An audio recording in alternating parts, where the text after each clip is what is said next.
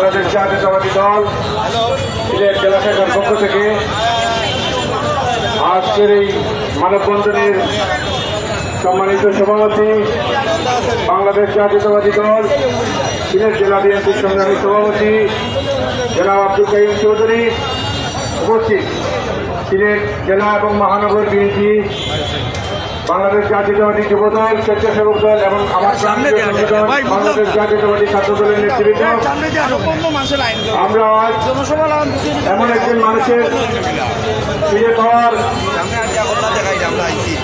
আন্দোলনে শরীর হয়েছি, যিনি বাংলাদেশ জাতীয়তাবাদী ছাত্র দলের কিংবদন্তি নেতা ছিলেন এবং এই সিলেটে কোটি মানুষের হৃদয়ের স্পন্দন ছিলেন।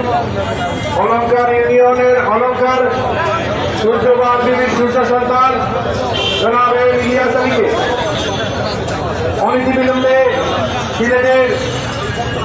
সিলেটের মানুষের কাছে এবং ওনার পরিবারের কাছে ফেরত দেওয়ার দাবি জানাচ্ছি। আমি এই অন্তর্বর্তীকালীন সরকারের উপদেষ্টা যারা আছে, আমরা দেখেছি আয়নাগর থেকে শত শত মানুষ ফিরে এসেছেন।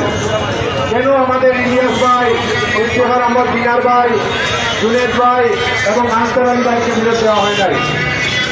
আমরা যেহেতু বাংলাদেশ জাতীয়তাবাদী ছাত্র দলের কেন্দ্রীয় সংসদের নির্বাচিত সাধারণ সম্পাদক ছিলেন, সেহেতু ওনার জন্য বাংলাদেশ জাতীয়তাবাদী ছাত্র দল সিলেট জেলা এবং মহানগর শাখার আবেগ এবং ভালোবাসার স্থান জানাবে ইলিয়াস আলী, ইফতেখার আহমদ দিনার সহ বঞ্চিত নেতৃবৃন্দ সবাই যখন ফিরে এসেছে, আমাদের ইলিয়াস ভাই কেন ফিরে আসে না?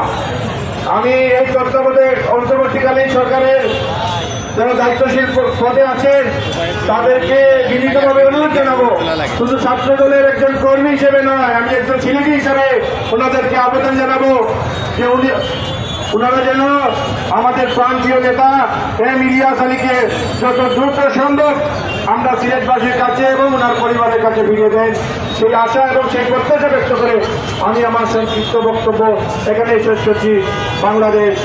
বাংলাদেশ জিন্দাবাদ। মোহাম্মদ সিরাজকে এই পর্যায়ে বক্তব্য নিয়ে আসবেন সিলেট জেলা ছাত্র দলের ভারপ্রাপ্ত সভাপতি জুবের আহমদকে তার বক্তব্য রাখার জন্য আহ্বান জানাচ্ছি। আসসালামু আলাইকুম, বিসমিল্লাহির রহমানির রহিম। আমি এখানে বেশি বক্তব্য দেব না, শুধু একটা কথা বলবো। এখানে আমাদের সিনিয়র নেতৃবৃন্দ আছে, তারা ইলিয়াস ভাই সম্পর্কে এবং দেশের সম্পর্কে আলোচনা করবেন। আমি প্রথমে ধন্যবাদ জানাই জেলা বিএনপির সভাপতি আব্দুল কাইয়ুম চৌধুরী ভাইকে সভাপতিত্ব করার জন্য এবং সাধারণ সম্পাদক এমদাদ চৌধুরী ভাইকে সম্পাদনা করার জন্য। এবং আমি বাস্তবিক কথা বলতে চাই, আমি ধন্যবাদ জানাতে চাই জেলা মহানগর বিএনপি এবং কেন্দ্রীয় নেতৃবৃন্দকে এবং সিলেট জেলা মহানগর 20-30 জন নেতৃবৃন্দকে, বিশেষ করে 20-30 জন নেতৃবৃন্দকে আমি ধন্যবাদ জানাতে চাই। 18 আন্দোলন থেকে 14, 18 এবং 24-এর আন্দোলনে তারা সর্বোচ্চ ভূমিকা রেখেছেন এবং আমাদেরকে সর্বোচ্চ সহযোগিতা করেছেন।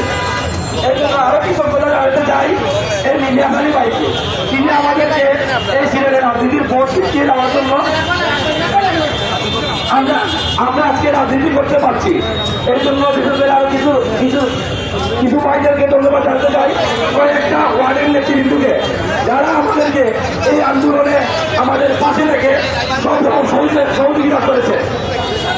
এই সাথে সাথে আমি এই সরকারের কাছে, এই বর্তমান সরকারের কাছে দাবি জানাতে চাই, এই আওয়ামী লীগ ফ্যাসিস্ট সরকার যাদেরকে খুন করেছে, যাদেরকে নির্যাতন করেছে, যাদেরকে অত্যাচার করেছে, যাদের বাড়িঘর দখল করেছে, তাদের বাড়িঘর উদ্ধার করে দেওয়ার জন্য তাদেরকে নাইলে আবারও আমরা 14, 18, 24-এর মতো আন্দোলনে বাধ্য হব। এই জন্য এই সিলেটের জনমানুষের নেতা ইলিয়াস আলী এই সিলেটের মানুষের জন্য কাজ করতে গিয়ে নিহত গুম হয়েছে, এই সিলেটের মানুষকে উদ্ধার করতে গিয়ে গুম হয়েছে, এই সিলেটের মানুষের ইন্ডিয়ার হাত থেকে রক্ষা করতে গিয়ে গুম হয়েছে। তাই আমরা তাকে এই সিলেটের সর্বোচ্চ জনগণ ফিরিয়ে চাই। এবং আমারও বিশেষ করে আমি সিলেটের 20-50 জন জেলা বিএনপির নেতাকর্মীকে বিশেষভাবে ধন্যবাদ জানাই। 14, 15 এবং 28-এর আন্দোলনে, 24-এর আন্দোলনে আমাদের আর্থিক মানসিক শক্তি দিয়ে আমাদের পাশে থেকে সহযোগিতা করেছেন, আমাদের সাহায্য দিয়েছেন, এবার ধন্যবাদ জানাই। আপনার সবাই ভালো থাকবেন। ধন্যবাদ। সংক্ষিপ্ত বক্তব্য রাখার জন্য অনুরোধ জানাচ্ছি মহানগর স্বেচ্ছাসেবক দলের সংগ্রামী সদস্য সচিব আন্দোলন সংগ্রামের অত্যন্ত পরীক্ষিত মুখ আফসর খানকে তার সংক্ষিপ্ত বক্তব্য রাখার জন্য অনুরোধ জানাচ্ছি। যারা বক্তব্য রাখবেন দয়া করে সংক্ষিপ্ত করবেন, আমাদের নামাজের আগে প্রোগ্রামটা শেষ করতে হবে।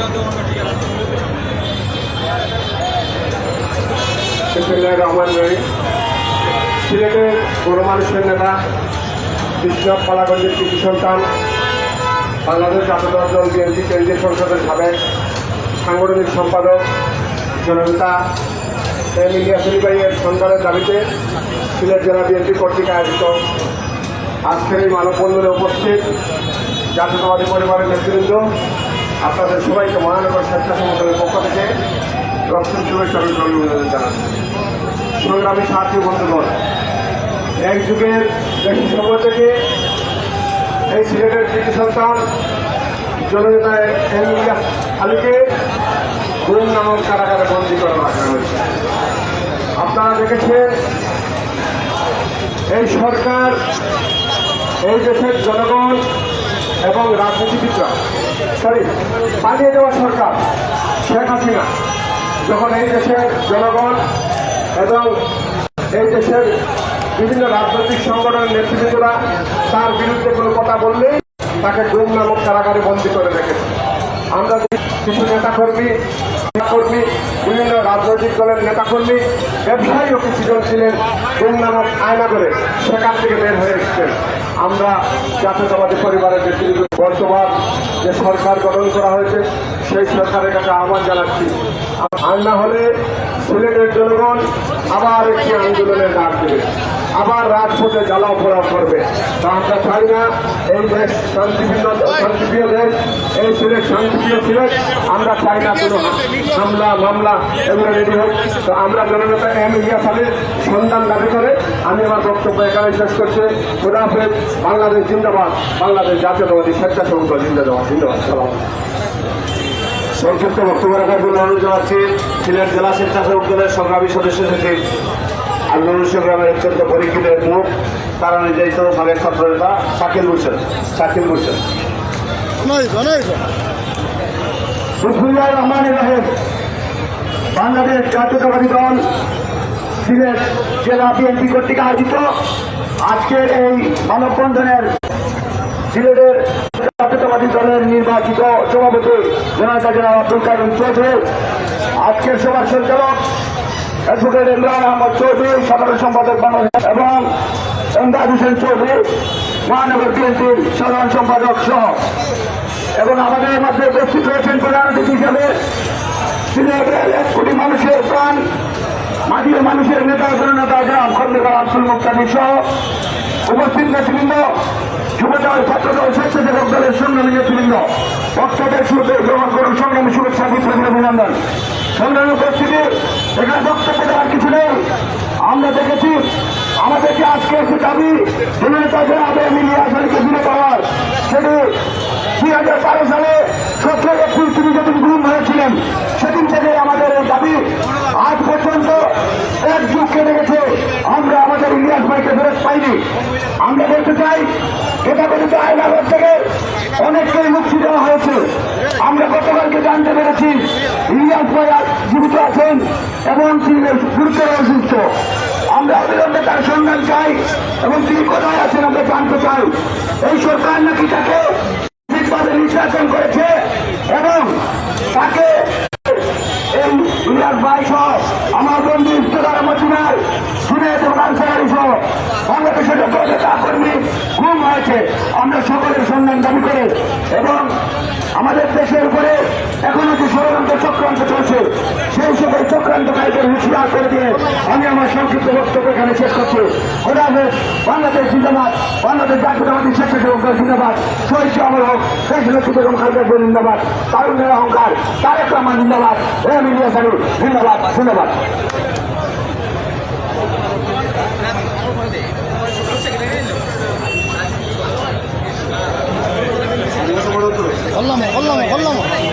সংক্ষিপ্ত সংক্ষিপ্ত বক্তব্য অত্যন্ত সংক্ষিপ্ত রাখবেন স্বেচ্ছাসেবক দল জেলা শাখার মহানগর শাখার আহ্বায়ক মাহবুবুল চৌধুরী দয়া করে একটু সংক্ষিপ্ত বক্তব্য রাখবেন। বিসমিল্লাহির রহমানির রহিম। বাংলাদেশ জাতীয়তাবাদী দল বিএনপি সিলেট জেলা শাখা